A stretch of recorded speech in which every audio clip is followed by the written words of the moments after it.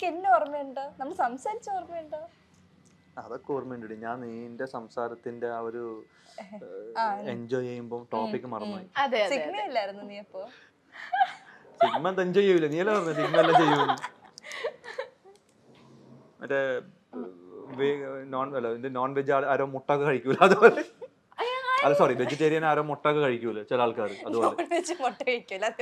അല്ല സോറി, ആരെങ്കിലും കാണുകയാണെങ്കിൽ ഏറ്റവും കൂടുതൽ സംസാരിച്ച ഒരു ടോപ്പിക്കും കിട്ടുന്നില്ല എനിക്ക്. അമ്പലത്തില് കല്യാണ സീക്വൻസ്, അമ്പലം, എനിക്ക് ഇത്രയൊക്കെ പറഞ്ഞു കൊടുക്കാൻ. അയ്യോ പാസ്, എനിക്ക് ഒരു സാധനം. അപ്പൊ പണിഷ്മെന്റ് കൊടുക്കാം, നമുക്ക് പ്രശ്നമില്ല. എന്തായിരുന്നു സംസാരിച്ചത്? ക്രിക്കറ്റ്. ഓ ക്രിക്കറ്റ് മറന്നുപോയി.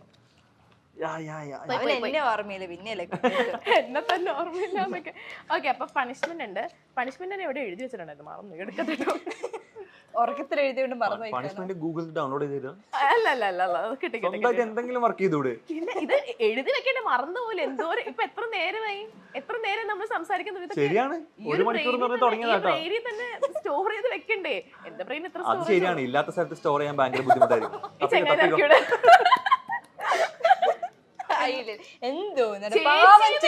അതിന് ഞാൻ പറയുന്നത് ഇല്ലാത്ത സ്ഥലത്ത് സ്റ്റോർ ചെയ്യാൻ പറ്റില്ല, പാവാണ്, സമ്മതിച്ചു. സത്യങ്ങളൊന്നും വിളിച്ച് പറയല്ലേ, പാവ ഹേർട്ടോ. Made for each other. എന്താ പറഞ്ഞത്? ഈ കുട്ടി പാവാണ്, ഈ കുട്ടി അത്ര പാവൊന്നുമില്ല. പക്ഷെ ഞാൻ പറഞ്ഞില്ലേ ഭയങ്കര പ്രാക്ടിക്കൽ ആയിട്ട് സത്യം പറയുള്ളൂ. ഞാനിവിടുന്ന് പോട്ടെ ഏട്ടാ, ഞാൻ ആരാ? അല്ലെങ്കിൽ ഞാൻ മറ്റേ യൂണിവേഴ്സിറ്റി കയറും. അതെ, ബേസിൽ. അയ്യോ, അത് നീണ്ട് അങ്ങ് ബോളിവുഡ് വരെ എത്തിയിട്ടുണ്ടത്. ഓക്കെ, അടുത്തത് പണിഷ്മെന്റ് ആണ്. കല്യാണ വാർത്ത നേരിട്ടോ ഫോണിലൂടെയോ അറിയിക്കാൻ വിട്ടുപോയൊരു ഫ്രണ്ടിനെ ലൈവായി വിളിച്ച് അനുഗ്രഹം തേടുക. ആരെ വിളിക്കും? വിളിക്കണ്ടവൻ ദുബൈയിലാണ്. അല്ല, അവനെ അറിയിച്ചല്ലോ. സെലിബ്രിറ്റി എന്നെ ഒന്ന് അനുഗ്രഹിക്കണം, ഞാനൊരു ചെറിയൊരു തെറ്റ് ചെയ്തു എന്നൊക്കെ പറഞ്ഞിട്ട് പറയാം.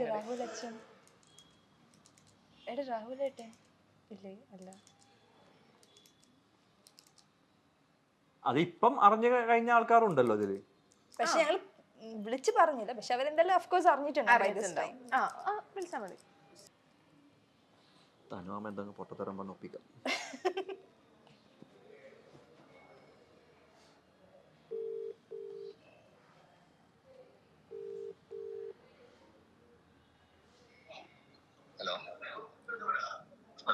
മോനെ തനു, എനിക്ക് കല്യാണത്തിന് മുമ്പ് അറിയിക്കാൻ പറ്റിയില്ല, അതുകൊണ്ട് കല്യാണം കഴിഞ്ഞോണ്ടെന്ന് ഒഫീഷ്യലായിട്ട് പറയാണ്, എന്റെ കല്യാണം കഴിഞ്ഞു, ഒന്ന് അനുഗ്രഹിക്കണം.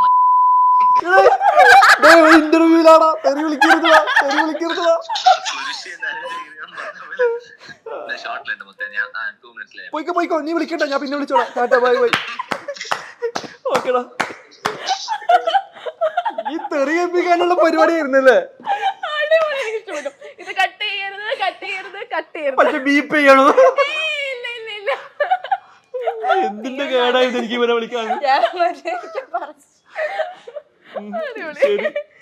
സന്തോഷായില്ലേ? എനിക്ക് ഭയങ്കര സന്തോഷായി. ചേച്ചിക്ക് സന്തോഷായില്ലേ? സന്തോഷായി. ഓക്കെ, അടുത്ത ക്വസ്റ്റ്യൻ. ഇനി ഇതുപോലെ വെറൈറ്റി പണിഷ്മെന്റ്സ് വരുന്നുണ്ട്. Stay tuned. എക്സൈറ്റഡ് അല്ലേ നിങ്ങൾ?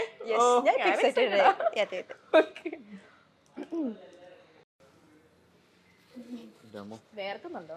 അവന്റെ തെറിവിളിയിലാണോ വല്ലാണ്ട് അങ്ങ് വേർത്ത് പോയി. നല്ല ചെക്കനായിരുന്നു, എന്ത് പറ്റിയെന്നറിയ. വഷളായി, അവനൊന്ന് കാണണം. തനു എന്റെ കൂടെ സീരിയൽ ഇത് തന്നെ. ഇപ്പൊ അകലെ എന്ന് പറഞ്ഞിട്ടുള്ള സീ കേരളത്തിലെ ഹീറോ തനുജ്. അതെ, ഡോണ്ട് വറി, ബാക്കി നമ്മൾ ഏറ്റു. വെച്ചോ, അവന്റെ അഡ്രസ് അടക്കം വെക്കണം, അവൻ അങ്ങനെ തന്നെ വേണം. മേഘയെ ഏത് വേഷത്തിൽ കാണാനാണ് സൽമാൻ ഇഷ്ടം? ഏത് കഴിഞ്ഞോ? ഓക്കെ, കണ്ടേ. കുളിച്ച തലയിൽ ടവൽ കെട്ടി in sari, long gown type dress. അതെനിക്ക് ഇഷ്ടമില്ലടാ. രണ്ടും എന്റെ ഫേവറേറ്റ് ആണ്. കുളിച്ച് വരുമ്പോ കാണാനാണോ ഏറ്റവും ഇഷ്ടം? അല്ല തലയിൽ കെട്ടിയിട്ടുള്ള ഒരു സംഭവം ഉണ്ടല്ലോ. സീഡിലെ ടൈമില് നമ്മൾ ബാക്കിൽ ഇങ്ങനെ തോർത്ത് വെച്ച് കെട്ടില്ല, അപ്പൊ അങ്ങനത്തെ സീനൊക്കെ വരുമ്പം പറയാതെ നല്ല രസമുണ്ട് കാണാൻ. ഓക്കെ. പക്ഷെ പണിഷ്മെന്റ് ഉണ്ട്, എന്തൊക്കെ പറഞ്ഞാലും പണിഷ്മെന്റ് ഉണ്ട്, അതിനൊരു മാറ്റമല്ല. ഓ, ഇതൊരു ആക്ടിങ് സെഗ്മെന്റ് ആണ്, അടിപൊളി ആക്ടിങ് ആണ്. എന്താണെന്നറിയോ? നീ ഇല്ലാതെ ഇനി എനിക്ക് ജീവിതമില്ല, കംപ്ലീറ്റ് ദ സ്ക്രിപ്റ്റ്. ഇത്ര ഞാൻ ഒരു ഹിന്റ് തന്നിട്ടുണ്ട്, ബാക്കി കയ്യിൽ നിന്ന് അങ്ങോട്ട് ഇടാം. മീൻസ് കുറച്ച് ഡയലോഗ് ചേർത്ത് പറയണം. ആരാ പറയണ്ടേ? നിങ്ങൾ രണ്ടുപേരും അങ്ങോട്ടും ഇങ്ങോട്ടും. നീ സ്റ്റാർട്ട് ചെയ്തോ. നീ ഇല്ലാതെ എനിക്കൊരു ജീവിതമില്ല. നീ ഇല്ലാതെ എനിക്കൊരു ജീവിതമില്ല, അതിനി എന്ത് സംഭവിച്ചാലും ശരി, അതങ്ങനെ തന്നെയാണ്. ഇങ്ങനെ രണ്ട് വാക്കിലൊന്നും പറഞ്ഞു ഇതാക്കണം, കുറച്ച് ഉള്ളിന്ന് വരട്ടെ. എന്താണ് ഉള്ളി വരാ? ഉള്ളിയല്ല, പറ. പറയണ ഞാൻ പറ. സോറി, എന്തായാലും സ്റ്റാർട്ടിങ്. നീ ഇല്ലാതെ ഇനി എനിക്കൊരു ജീവിതമില്ല. ഇത്രയും കാലം ഒറ്റക്ക് ജീവിച്ചു, ഒറ്റക്ക് ജീവിക്കാൻ തീരുമാനിച്ചു ഞാൻ. നീ ലൈഫിൽ വന്നതിന് ശേഷമാണ് ആ ചിന്തകളൊക്കെ മാറി തുടങ്ങിയത്. സോ ഇനി എന്തൊക്കെ സംഭവിച്ചാലും, ഇനി ആകാശം ഇടിഞ്ഞു വീണാലും, ഇനി നീ ഇല്ലാതെ ഒരു നിമിഷം പോലും മുന്നോട്ട് പോകാൻ പറ്റില്ല. എനിക്കും അതേപോലൊക്കെ തന്നെയാണ്. ലൈഫ് തീർന്നു, ഇറ്റ്സ് എ ഹെൽ എന്നൊക്കെ വിചാരിച്ചിരിക്കുമ്പോൾ എനിക്കൊരു പീസായിട്ടും എൻ്റെ ഹാപ്പിനെസ് ആയിട്ടും എനിക്കൊരു ഫ്യൂച്ചർ ഉണ്ടെന്നും പറഞ്ഞ് മനസ്സിലാക്കി തന്നതും എനിക്ക് കാണിച്ചു തന്നതും കാണിച്ചു തരാമെന്ന് പ്രോമിസ് ചെയ്തതും ഒക്കെ പാച്ചാണ്. സോ എനിക്ക് നീ ഇല്ലാതെ ഇനി ഒരു ജീവിതമേ ഇല്ല. അത് ഞാൻ നിനക്ക് കാണിച്ചു തരാടി എന്ന് പറഞ്ഞത്, അതാണ് നീ ഉദ്ദേശിച്ചത്? ഇടയ്ക്കിടയ്ക്ക് കുറച്ച് സീരിയസ് ആയി പോയോ എന്നൊരു സംശയം. മേഘ പറയുമ്പോ ഭയങ്കര എന്താ പറയാ, ഭയങ്കര എക്സ്പ്രസീവ് ആയിട്ടായിരുന്നു പറയുന്നത്. ഞാൻ സത്യങ്ങൾ പറഞ്ഞു. അടിപൊളി അടിപൊളി. അത് ഇടയ്ക്കിടയ്ക്ക് ഞാൻ ഇവളോട് പറയാം, എനിക്ക് ഞാൻ കാണിച്ചു തരാടി, അത് ഈ കാണിച്ചു തരാൻ ഇങ്ങനെയാണ് ഇവളെ എടുത്തത് എനിക്ക് അറിഞ്ഞത്. ഓക്കെ, അടുത്തത്. മേഘയ്ക്ക് ഏറ്റവും ഫേവറേറ്റ് ആയ ഐസ്ക്രീം ഫ്ലേവർ ഏതാണ്?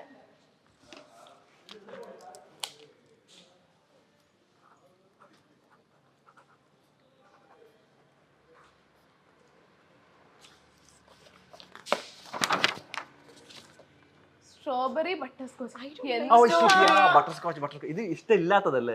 ഇഷ്ടമില്ലാത്തല്ലേ ചോദിച്ചേ? So sad. ചോദ്യം തെറ്റി. ഞാൻ ചോദിച്ചെന്താണ് ഏറ്റവും ഫേവറേറ്റ്. അതെ, അതിൽ എഴുതിയത് അങ്ങനെയാണെങ്കിൽ വായിക്കേണ്ട അങ്ങനെയല്ല, ഇഷ്ടമില്ലാത്തതാണ്. സത്യം പറയട്ടെ, അതിനുള്ള പണിഷ്മെന്റ് തീർന്നു. എന്നാലും കുഴപ്പമില്ല, ഞാൻ സ്പോട്ട് ആയിട്ട് തരാം. സോറി, ഇഷ്ടമല്ല സ്ട്രോബെറി ബട്ടർ സ്കോച്ച്. ഞാൻ തന്നെയാണ് വാങ്ങിക്കൊടുക്കാറ്, എന്നിട്ട് സാരില്ല സാരില്ല, സമയമുണ്ടല്ലോ. 3 ദിവസമായിട്ടല്ലോ കല്യാണം കഴിഞ്ഞിട്ട്. ഞാൻ അറിഞ്ഞോണ്ട് തെറ്റിച്ചത്. അതെ അതെ, കണ്ണ് വരണ്ടെന്ന് വിചാരിച്ചു നീ അങ്ങനെ പറഞ്ഞാൽ മതിയല്ലോ. ഓക്കെ, അപ്പൊ ഈ പണിഷ്മെന്റിന്റെ പേരാണ് റൊമാൻസ് എവർ ആൻഡ് എവർ. അപ്പൊ ഞാനാണെങ്കിൽ എന്തായാലും കുറച്ച് വാക്കുകൾ പറയും. ആ വാക്കുകളിൽ നിങ്ങൾക്ക് ആ വാക്ക് പറയുമ്പോൾ നിങ്ങൾക്ക് പെട്ടെന്ന് റൊമാൻറ്റിക്കലി കണക്ട് ചെയ്യാൻ പറ്റുന്നത് എന്ത് ഇതാണെന്ന് പറയണം. മനസ്സിലായില്ലേ? ഓക്കെ, അപ്പൊ ഫസ്റ്റ് സോങ് 1 2 3. വിഴിമൂടി. അങ്ങനെ അറിയായിരുന്നു? കാരണം ഞങ്ങളുടെ ഫേവറേറ്റ് സോങ് ആണ്, ഫേവറേറ്റ് മൊമെന്റ്സ് ഒക്കെ ഉള്ള ഫേവറേറ്റ് സോങ് ആണ്. ഓക്കെ, അടുത്തത് ബുക്ക് 1 2 3. ബാലരമ. അതേ അറിയുള്ളൂ എനിക്ക്.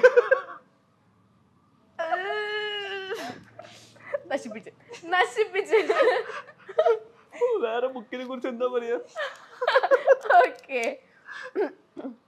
നമ്മുടെ ബാക്കി അടുത്ത എഫോർട്ട് എടുത്തോട്ടോ. അടുത്തത് ഇത് എക്സാം ടെസ്റ്റ് പേപ്പർ എഴുതിപ്പിക്കണ പോലെ ഉണ്ട് ഇപ്പൊ. ഇത് പേടിച്ചാണ് സ്കൂളിൽ പോകാത്തത്, എപ്പോഴേക്കും ഇതും കൊണ്ട് ഇങ്ങോട്ട് വന്നിരിക്കണം. ഓക്കെ, സൽമാന് ദേഷ്യം വരുമ്പോൾ ഏറ്റവും കൂടുതൽ റിപ്പീറ്റ് ചെയ്യുന്ന ഒരു ഇംഗ്ലീഷ് വാക്ക്. ഇംഗ്ലീഷ് വാക്ക്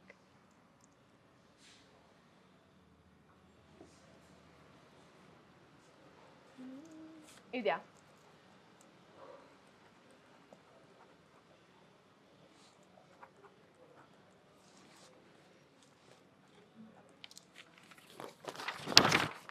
ഇത് രണ്ടിനും അധികം വരാറ്. ഒരു മാച്ചും ഇല്ല. വാട്ട് ദ ഹെൽ, ഡാം, ഉഫ്. നിങ്ങൾ സംസാരിക്കാറില്ലേ അപ്പോ? ഞങ്ങള് മലയാളത്തിലാണ് സംസാരിക്കാറ്. മാതൃഭാഷ അല്ലെങ്കിൽ രാഷ്ട്രഭാഷ. ഓക്കെ, അപ്പൊ അടുത്ത പണിഷ്മെന്റ് എന്ന് വെച്ചാൽ ഇത് എനിക്ക് തോന്നുന്നു ഏറ്റവും കൂടുതൽ തെറ്റിക്കുന്ന സൽമാനാണ്. അപ്പൊ സൽമാൻ ഒരു പാട്ട് പാടാം. ഒരു പാട്ട്. ഹാപ്പിനെസ് ഉണ്ടോ? അടുത്ത ആളെ കൊണ്ട് പാട്ട് പഠിപ്പിക്കണം. അത് വേണ്ട. ഇതെന്താ പണിഷ്മെന്റ് ആണ്, അപ്പൊ തെറ്റിക്കരുത്. ഓക്കെ,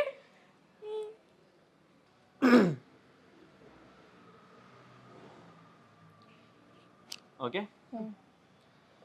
விழிமூடியோசித்தாலங்கேயும் வந்தாய் முன்னே முன்னே தனியாக பேசிடும் சந்தோஷம் தன்னா பெண்ணே பெண்ணே அடி இது போல் மழைக்காலம் என் வாழ்வில் வருமா மழைக்கிளியே மழைக்கிளியே உன் கண்ணை கண்டேனே விழி வழியே விழி வழியே நான் என்னை கண்டேனே செந்தேனே. അടിപൊളി അടിപൊളി അടിപൊളി.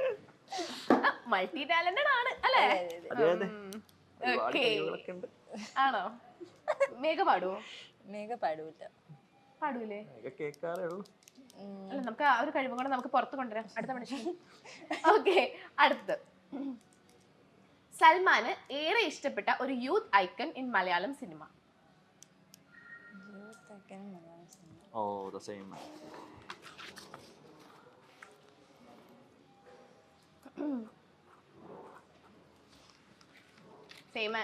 Same but different.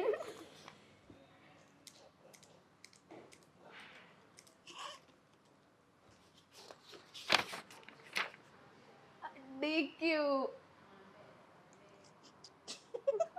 അതെന്താ ദുൽഖറിന് ഇഷ്ടപ്പെടാൻ ഇത്രയും കാരണം? Actually I love Mammookka. ആ ലെഗസി അങ്ങനെ കണ്ടിന്യൂ ചെയ്യുന്നതുകൊണ്ട് പുള്ളിൻ്റെ അടുത്തൊരു ഇഷ്ടം വന്നു DQവിൻ്റെ അടുത്ത്. പിന്നെ ഐ ലവ് ഈവൻ ദോ പുള്ളി മമ്മൂക്കാൻ്റെ മകനായിട്ടാണ് വന്നതെങ്കിൽ പോലും സെൽഫായിട്ട് ഉണ്ടാക്കിയെടുത്ത ഒരു സ്റ്റൈൽ, ഒരു ആറ്റിറ്റ്യൂഡ്, ഒരു സ്വാഗ് ഭയങ്കര രസമാണ് കാണാൻ. Everything, the way of dressing ആണെങ്കിലും ഫാഷൻ സെൻസ് ആണെങ്കിലും എന്താ പറയുക, പുള്ളിൻ്റെതായിട്ടുള്ള ഒരു പൊസിഷൻ എസ്റ്റാബ്ലിഷ് ചെയ്ത് എടുത്തിട്ടുണ്ട്. എനിക്കത് ഭയങ്കര ഇഷ്ടം. ഇൻഫ്ലുവൻസ്ഡ് ആയിട്ടുണ്ട് എപ്പോഴെങ്കിലും? ഇൻഫ്ലുവൻസ് ആയിട്ടുണ്ടോന്ന് വെച്ചാൽ, ടു ബി ഫ്രാങ്ക്, ഫീൽഡിൽ വരുന്നതിന്റെ മുമ്പ് എനിക്ക് ഭയങ്കര ഇഷ്ടമായിരുന്നു. അപ്പോൾ വരുന്ന സമയത്ത് ഇപ്പോഴും ഇഷ്ടമാണ്, അല്ല അങ്ങനല്ല, ഇപ്പോഴും ഇഷ്ടമാണ്. പക്ഷെ ആ കമ്പാരിസൺ വരുമ്പോൾ എനിക്ക് എൻ്റെതായിട്ടുള്ള ഞാൻ പറഞ്ഞില്ലേ, ഒരു ഭയങ്കര കമ്പാരിസൺ വരാറുണ്ട്, എനിക്ക് കിട്ടാറുണ്ട് അങ്ങനത്തെ ഒരു കോംപ്ലിമെന്റ്. അത് പേഴ്സണലി എനിക്ക് ഇഷ്ടമാണെങ്കിലും പ്രൊഫഷണലി എനിക്ക് ഒരു ഐഡന്റിറ്റി ഇല്ലാതെ അങ്ങനെ ആയിപ്പോകുന്നുണ്ടോ എന്നുള്ളൊരു സാധനം വരാറുണ്ട്. പിന്നെ സത്യം പറഞ്ഞെങ്കിൽ ചില സാധനങ്ങളൊക്കെ ഞാൻ ചെയ്യുമ്പോൾ ചില ആൾക്കാർ എൻ്റെ അടുത്ത് ചോദിക്കാറുണ്ട്, DQവിനെ ഇമിറ്റേറ്റ് ചെയ്യാൻ നോക്കാറുണ്ടോ എന്നുള്ളൊരു സാധനം വരാറുണ്ട്. അപ്പോൾ ഞാൻ അങ്ങനെ ഒരിക്കലും ചെയ്യാറില്ല. പക്ഷെ എനിക്ക് പുള്ളിക്കാരനെ കൂടെ വർക്കും ചെയ്തിട്ടുണ്ട്. സൽമാൻ മേഘ വിവാഹം സോഷ്യൽ മീഡിയയിൽ വലിയ രീതിയിൽ തന്നെ വൈറലായി മാറിയിരുന്നു.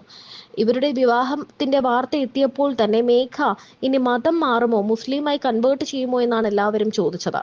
വിവാഹത്തിനെത്തിയ മേഘയുടെ മാറ്റം കണ്ടപ്പോൾ തന്നെ ആരാധകർ ഈ പെൺകുട്ടി സൽമാനൊപ്പം ഇനി മുസ്ലിമായി ജീവിക്കും എന്ന് വിധി എഴുതുകയും ചെയ്തിരുന്നു. വിവാഹത്തിന് പൊട്ടൊന്നും ഇടാതെ ഒരു മുസ്ലിം ലുക്കായിരുന്നു മേഘ്നയ്ക്ക് ഉണ്ടായിരുന്നത്.